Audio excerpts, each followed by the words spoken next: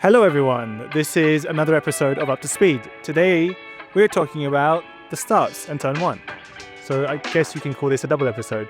You're lucky. So here we go, this is the start. We're here in Barcelona. This is one of the longest starts into turn 1, so it's one of the most important starts to get right. The procedure is as follows. What normally happens is, depending on where you start on the grid, you will go to neutral and you will wait for the last car to line up. So at that point, I'm looking in my mirror, looking for the last car to form. Once I see that last car stop is normally when I select first gear. The light sequence comes on, and it's all about reaction time and your clutch drop percentage. So just to explain, our clutches are... this is going to be so complicated. I'm not even going to go into it, it's that complicated. So when we start and we do our launch, 5 lights off, very immediately, depending on your start, you are in attack mode or a defense mode. If you have a good start, the focus is on trying to optimize your position. Look if you can get a slipstream from the car in front of you. And you are, for the most part, on the front foot. You are dictating where you want to be on the track. Obviously, there's no one behind you at threat, and so you can focus forwards.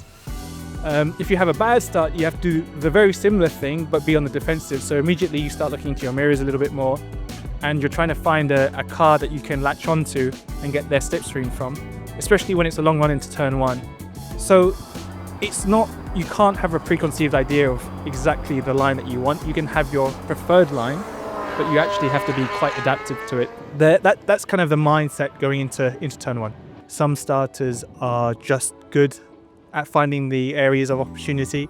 Fernando Alonso is a clear example of a guy who always starts well. He's always had a good start here, and I watch all of them.